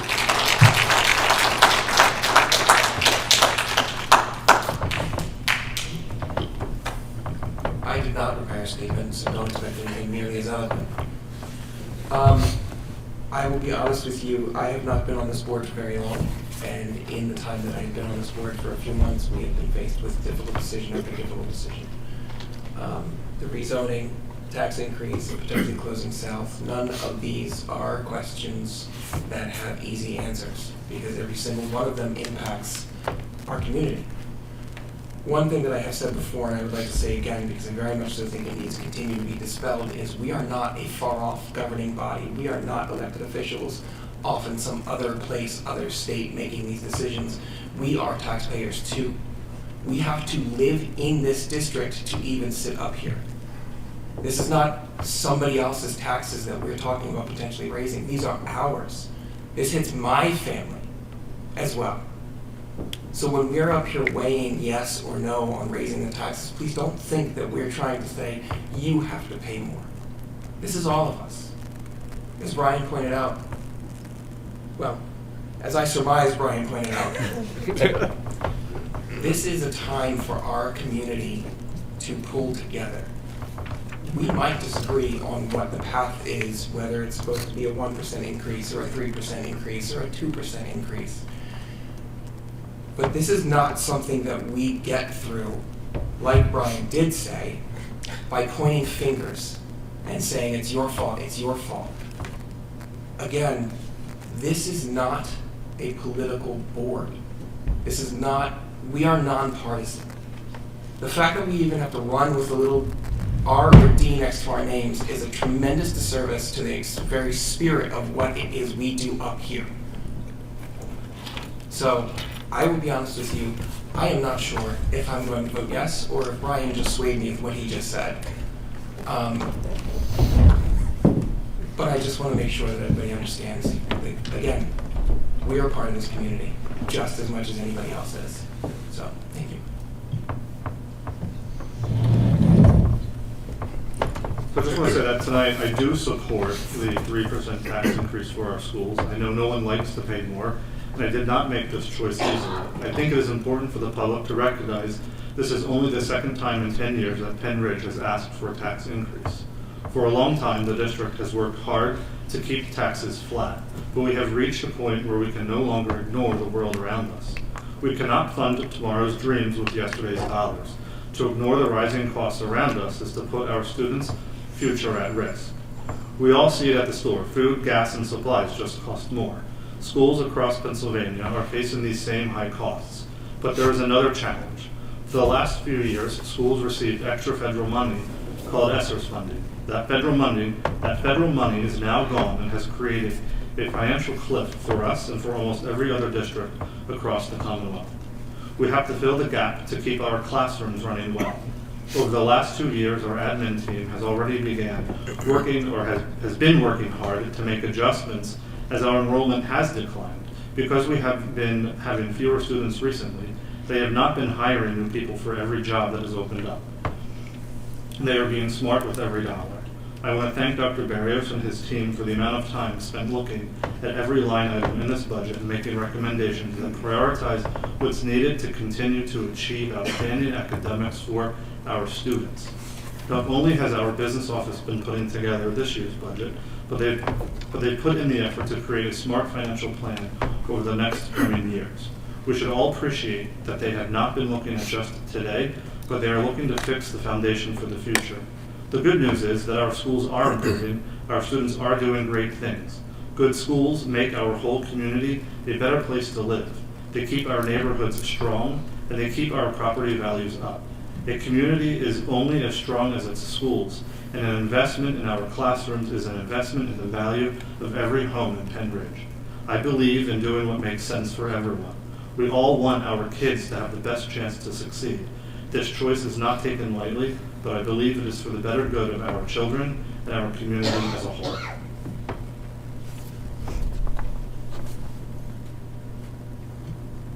Thank you. More comments? Typically, I prepare some type of statement, just off the cuff has not worked well for me. But you know, I understand that this is a difficult topic for everybody. You know, I agree with everything that's been said today. That this is not a partisan issue. I think that we look at this, you know, we look objectively at the numbers, and you know, we have a dedicated team in Mr. Dogger and his staff who have been doing this year after year. You know, they know the numbers. They've been doing this with multi-million-dollar school budgets, and they understand what's in front of them. And I look back at my own grandparents, and it's not lost on me that it's a hard thing for seniors to swallow. I remember being a teenager and my grandparents having to forego medicine to be able to pay their taxes. I understand that this is a difficult situation to be in, so I don't take this lightly. At the same time, I went through an apprenticeship program, and I saw the benefits of being able to fund the next generation. And I think that is also not lost on me, that the students that we put through our school will return back to this community, and they'll be our caretakers when we get older. And I've said it before, the doctors and the dentists and the chiropractor on Ridge Road that helped me through my severe shoulder issue, Penridge graduates, they come back to this district. And we want to make sure that we're providing them an education in which they're able to go out and excel and become those doctors and dentists and chiropractors and lawyers and accountants, and they come back and they're able to take care of us and our community, that they're able to go out and get their degrees to be able to teach my children as they work their way through the system. So I understand that it's a difficult task to be put in, or a difficult ask for us, for the community to say, this is the second time we're raising taxes. And as Mr. Trogger noted, there was a big boon of money during ESSERS. And if you look at the districts that surround us and the situation that they put their districts in as they played politics last year and 2 years ago and refused to raise taxes during election years, and the situation that they're in now, as they're facing tens of millions of dollars in deficits, this cannot be a this for that type of argument. We need to look objectively at it, and I think that for the last couple of months, this administration and this board has looked objectively at places that we can cut money and places that we need to just be able to reinvest. And while I know it's not popular, I think that this is the best option forward, so that's where I stand for a yes vote.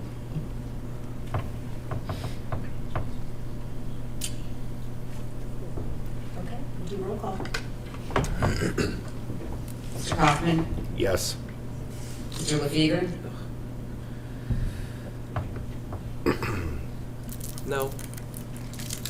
Mr. McMullen? No. Mr. Merkel-Gum? No. Mrs. Rash? Yes.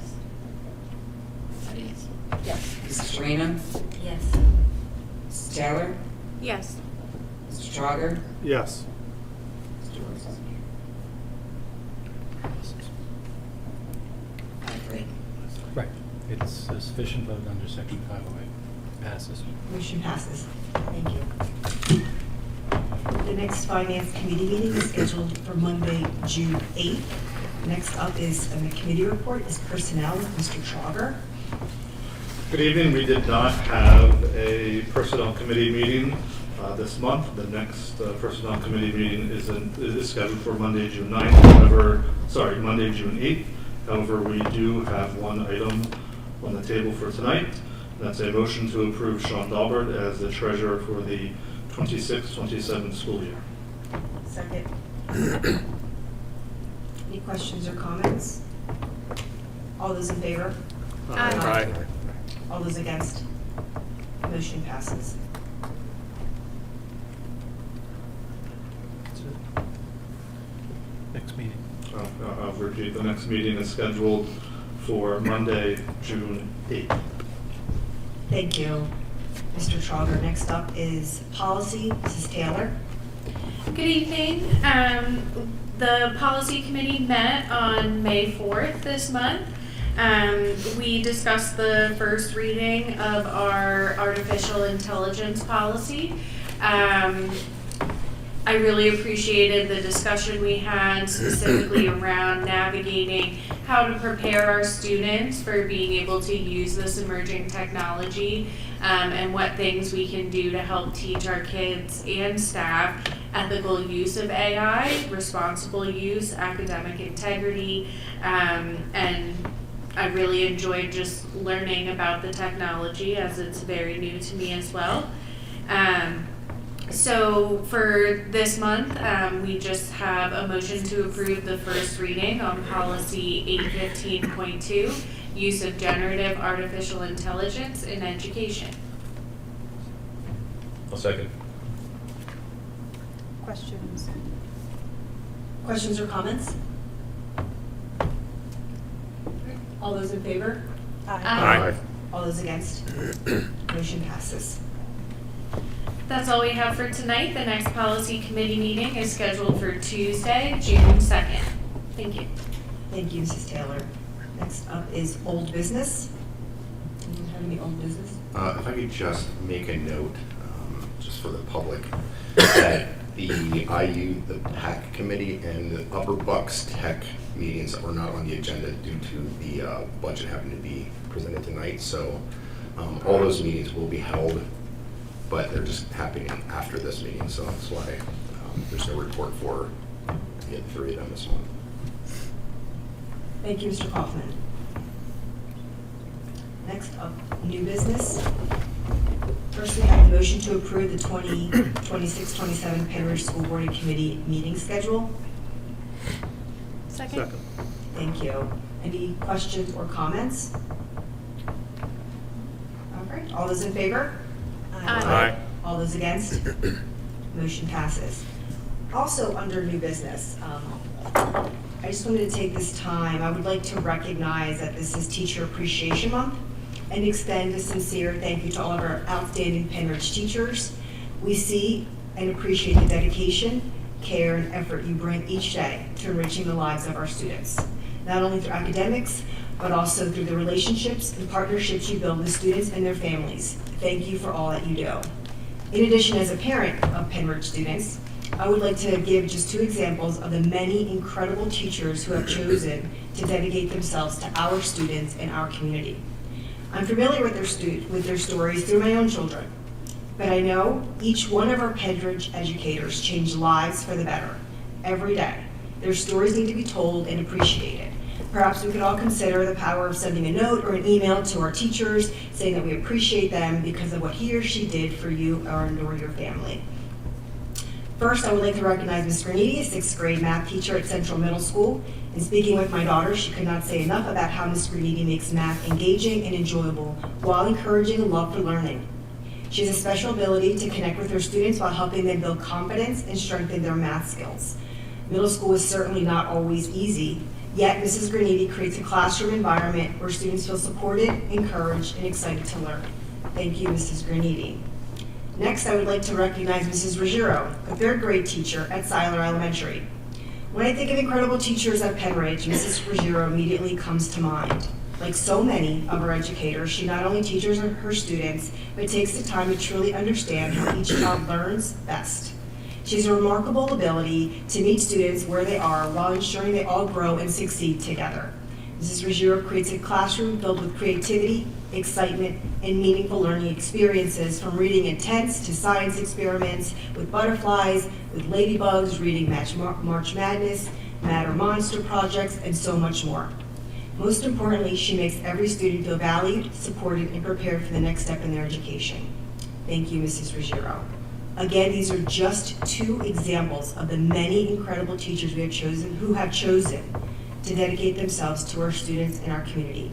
Thank you for going above and beyond every day and for showing our children that education matters and learning can be both meaningful and fun. Thank you. Go ahead. Are you sure? Yeah. Well, I have a couple of things to share. First of all, go figure, right? So I want to follow along with providing some words, not just as a board member, but as a parent who has watched the magic of this district unfold for my own children. It's a phrase, a favorite song from the high school choral concert last week: "Come with me and you'll be in a world of pure imagination." That is exactly what a great teacher provides. They take a classroom and turn it into a world where anything is possible. For my family, that world started in the high school preschool program with Mrs. Ryan. It was our first introduction to the heart of Penridge, and I should add, a fantastic place to find the best babysitters. From there, each of my 3 children were welcomed into the district by Mrs. Graniti in kindergarten at Digler. She set the stage for everything that followed. Over the years, so many names have become common household words at our dinner table. Miss Bender, Mrs. Stantz, Mrs. Mahaney, Mrs. Wallace, Mrs. Nickisher, Mr. Volberg, Mrs. Whalen, Mrs. Frabel, and Mrs. Lamagna. And of course, our weeks wouldn't be complete without the joy of Mr. Fair's French-born Fridays. If you want to view paradise, simply look around and view it. Since joining the board, I have had the chance to look around more closely. I've met many of our educators as they present to us with such excitement and enthusiasm. Whether they are teaching music, math, science, history, or life skills, they aren't just following a lesson plan, they are building a world for our kids. There's no life I know to compare with pure imagination. To the teachers of Penridge, thank you for choosing this district. Thank you for the patience, the passion, and the imagination you bring to our children every single day. We are so grateful you are here. I do have something else that I'm going to share about PSBA event that I went to, but if somebody wants to continue down with teacher appreciation, I can circle back or go now. Do it and I'll come back to it. Okay, all right, so on May 4th, I traveled to Harrisburg for the Pennsylvania School Board Association Day of Advocacy. It was a pleasure to meet directly with Representative Stats and Representative Labs, as well as staff from Senator Coleman's office.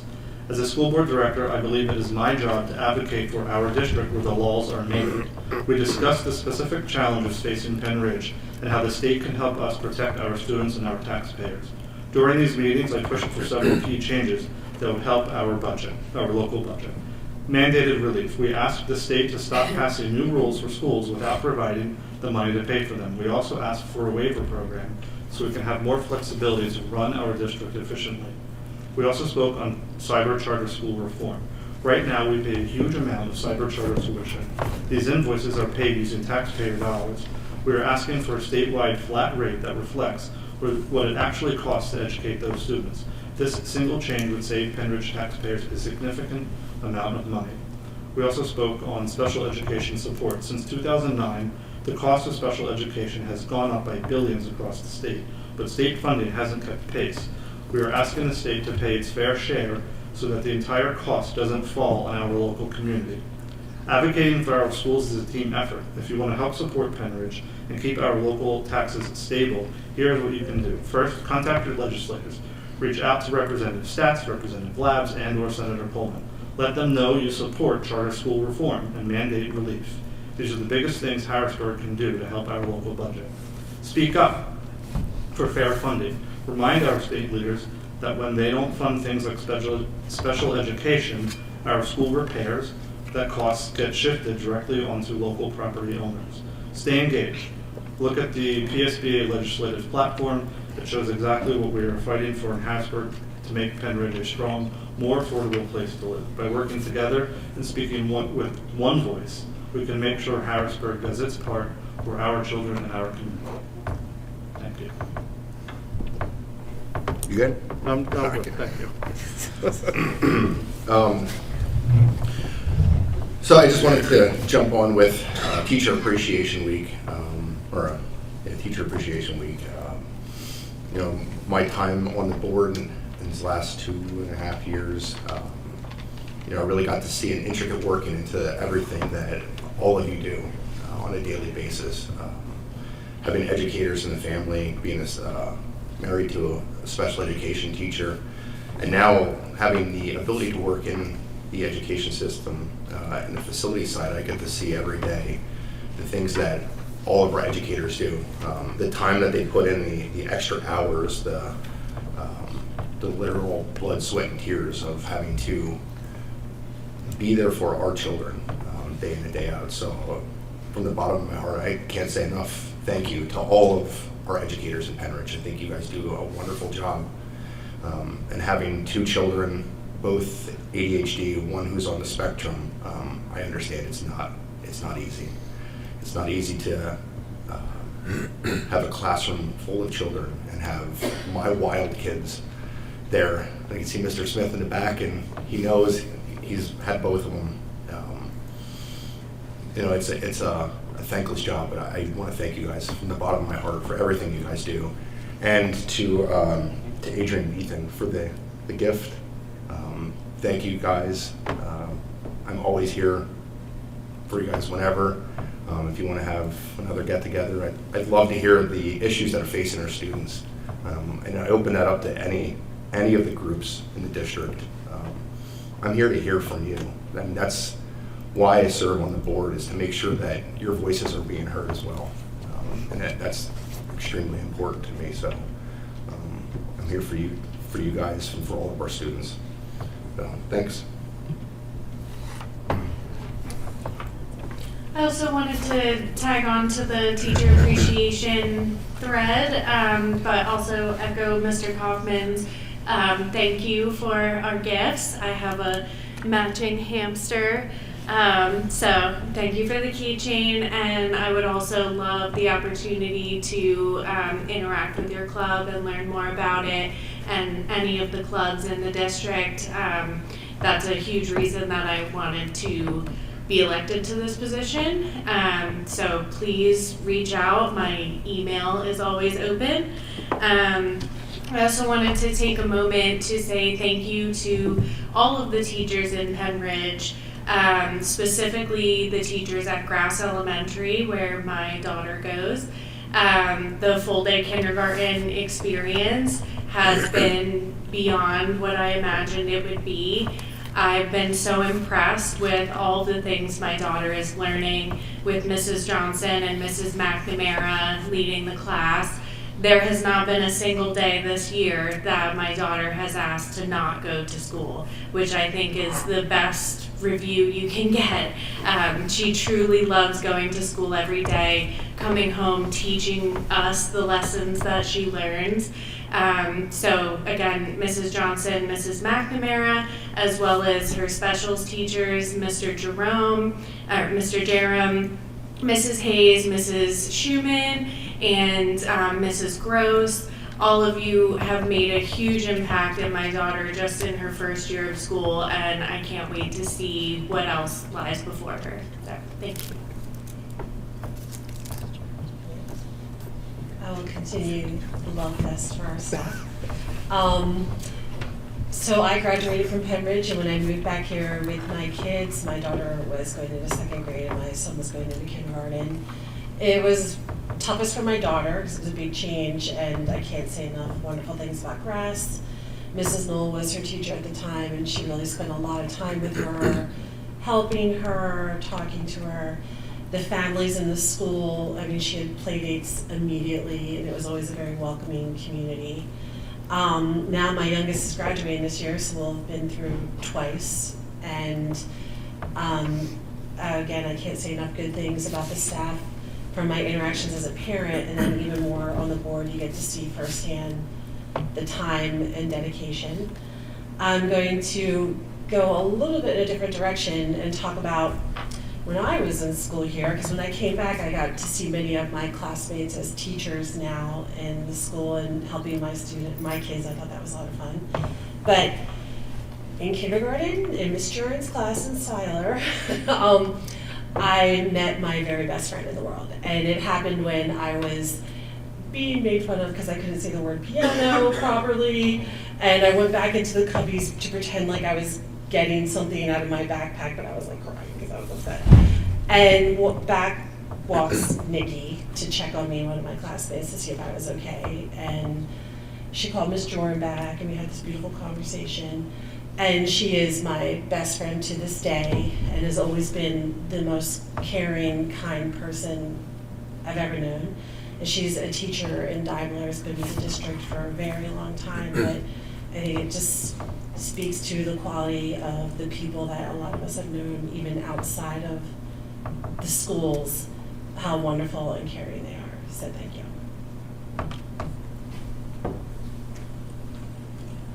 All right, thank you.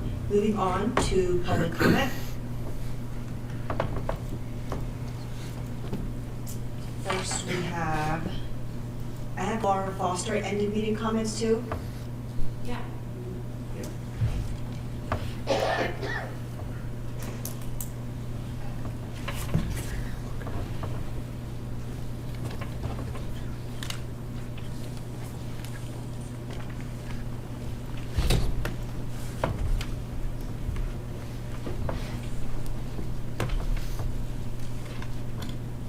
Laura Foster, East Rockville. Okay, like I appreciate you wanting to like keep dialogue going with the GSA. I appreciate you saying things that you are there for them. I don't want to discourage communication, but what more do you need to know? You have all seen the OCR complaint. You have all seen the Title IX complaints.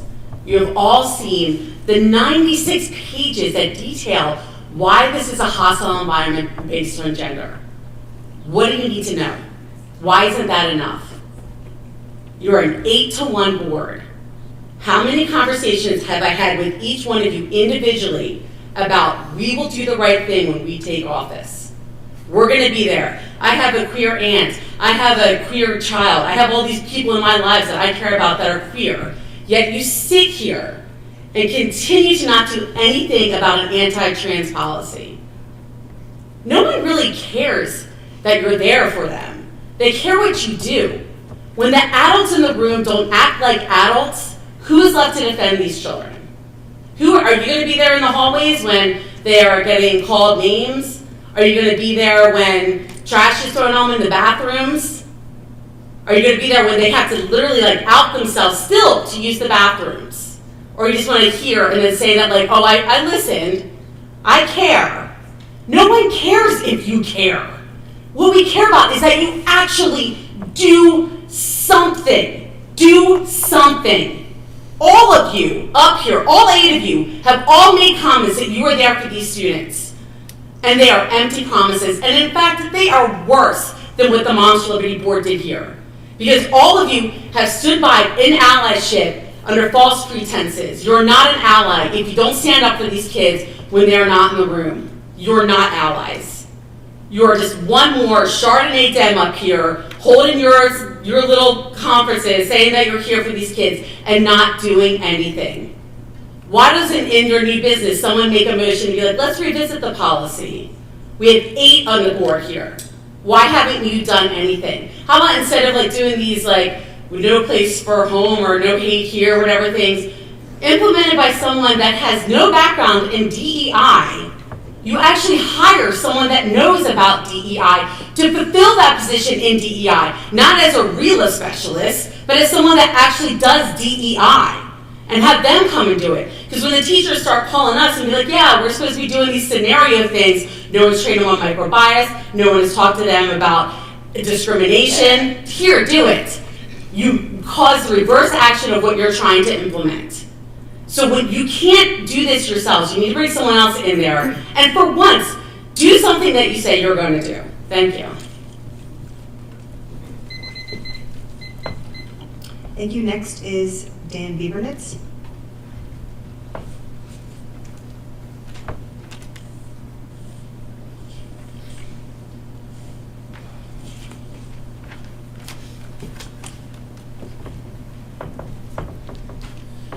Hi, Dan Biebernitz, Hilltown. While I listen to our financial situation, I'm reminded of those car ads. No money down, no payments for 2 years. It seems attractive, but you'll always end up paying a higher interest rate and other sacrifices that leave you really net negative. Inflation didn't stop for our school just because our tax rate did. We've lost a third of our buying power by withholding planned measured increases from 2017 to 2026, and now we have to face a reckoning. It's ugly, no one likes it. I've asked this often, continue to ask. For everyone that wants lower taxes, please tell this board where to make those cuts. Don't complain, provide solutions. Unfunded mandates are expecting more and more from our schools without providing any help in doing so. Special education costs continue to skyrocket. By the way, those demands are that charter schools do not have to obey by. That is just public schools have to suffer that. We're already reducing 27 possessions in the district, but I continue to hear, quote unquote, taxpayers would like to immediately fire more teachers. Sorry, right size. Reduced healthcare coverages for teachers because we as a community are entitled enough to judge what medications these teachers and our children's caregivers deserve. I did not realize that we are in a position to judge what medications you are allowed. Reduced extracurriculars and enrichments for our students. Even closing of buildings is on the table to try to balance this budget. Brian proposes a viable idea of floating our costs until a potential decrease in expenses comes in a few years. Might be a good strategy, but that's what we did the last 8 years, and now here we are. Passing the buck has left us in the position we find ourselves now.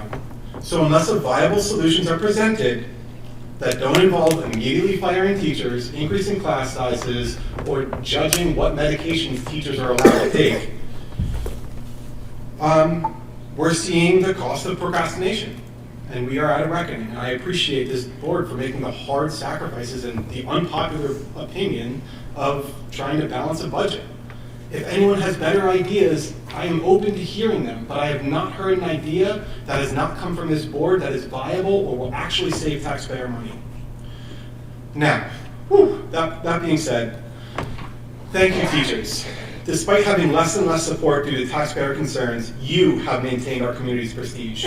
We did not attain top 25 PA school ranking this year because of budget cuts. You got us there. You give when it demands sacrifice. You give when it isn't broadcasted or highlighted. Your selflessness is what makes the difference. Thank you.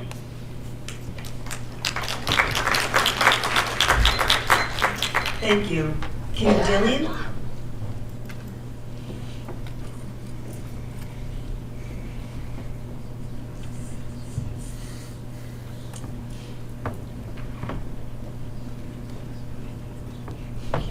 Kim Medillion, Percy Borough. I wasn't sure I could make it tonight, so I did send you guys my comments, but I'm going to read them. I think they're timely because Dan wanted some things that we should be looking at that could make a difference, and I think these are some of them. So we know that 70% of the budget is made up by salary and benefits. What we don't know is what's the teacher to student ratio at each level, elementary, middle, and high school, currently and from a historical perspective. What is the administrator to teacher ratio? What is the administrator to student ratio at all of those levels, currently and historically?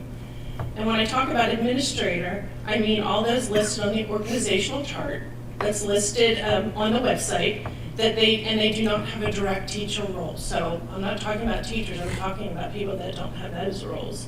What are the administrative costs currently from a historical perspective? Again, what are these administrators who don't have a teaching role, what are they costing our district? We don't know that information, at least the community doesn't. What's the student enrollment currently at each level, elementary, middle, and high school? And what is that enrollment from historical perspective? What are we currently paying cost per student? What is the historical perspective of cost per student? And some other questions I had that were brought up in the budget discussion, they were kind of just offhanded talked about, but I'm wondering, has an investigation taken place to determine whether staffing at each level, elementary, middle, and high school, is in line with the current enrollment? If so, if an investigation did go forward, when did it go forward and what were the results? Dr. Barrios mentioned the possibility of offering early retirement incentives to lower costs. Would those positions be filled by lower salaried employees or not filled at all? How would that determination be made? Would the board consider making the offering of early retirement incentives a requirement for the budget passage? Would the board consider making adjustments to the employee prescription plan as it pertains to GLP-1 medications, a requirement for budget passage? By adjustments, I'm talking about those things mentioned by your own health plan consultant at the Personnel Committee, including not covering those medications solely for anti-obesity without a secondary diagnosis such as diabetes, or having prerequisites that employees must meet before the plan would pay for those medications, such as an active and verifiable participation in a weight loss program for a period of time.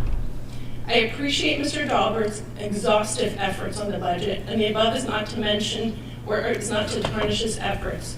However, absent all of this information, I don't believe that the community or the board has the full range of information necessary to make an informed decision. Thank you. Thank you. Trevor Strong.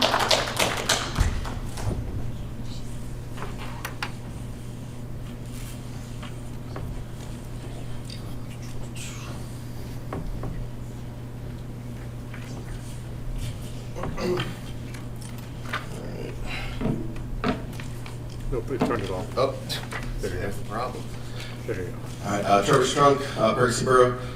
First off, solidarity to the GSA and to everything that was said about the trans students, as well as the poor girl who can't walk graduation.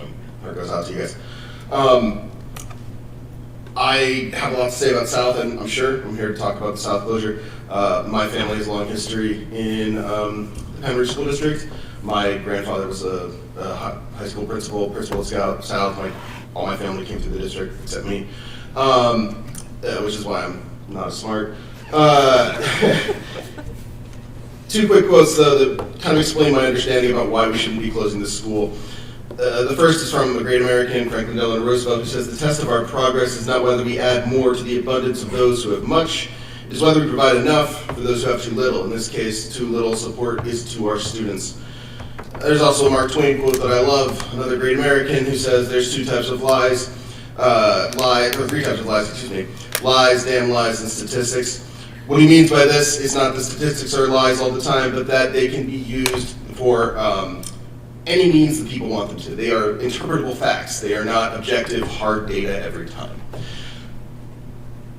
This is where I get to the sort of difficulty I have with the idea of closing South. First off, I don't trust the projections. I don't trust that heuristically. I don't trust this as an idea. I don't trust that there is an easy and appreciable way to predict population growth down the line. I don't believe that there is an actual sort of science to this. I mean, I'm sure there is a science to it. I just don't trust that science. Now, I realize that not trusting the science usually only comes from the other side of the political spectrum, but I don't trust this science. I also think when we say put X first, put Y first, when we're talking about school districts, we should be putting the children first at all times. My children are in South, going South, but it's not really about them. It's about the other kids, right? I could talk all the time. Some of Tilly's teachers are back there. Wonderful teachers, fantastic teachers. Fortunately, it's not about Tilly, which is rare. But Andrew Ryder mentioned about these projections, right? The doubt he has. I think this is a short-sighted plan. I think this plan is too quick. I think this plan can have huge backfiring. I think what this board is struggling with is a tyranny of hard decisions, a tyranny of hard choices. The idea that saying there are hard decisions and hard choices means that whatever you say after that is not political. But unfortunately, there are political outcomes to everything you're doing, even if this isn't a political board. I think there should be a tax increase. The reason I think there should be a tax increase is because we live in a civil society whereby the society pays for public resources. In my book, it'd be better if there was even a bigger one, but I realize that's unpopular. The thing I'm saying is that in putting our children first, bigger class sizes and less is not how we should do it. Thank you. Thank you. That was the last of the public comment. For announcements, the school board met on May 4th, 2026 for an information session under section 707B regarding school grants and the district's budget. An executive session will be held following tonight's meeting to discuss personnel matters under section 708A18. The next school board meeting is scheduled for Monday, June 15th.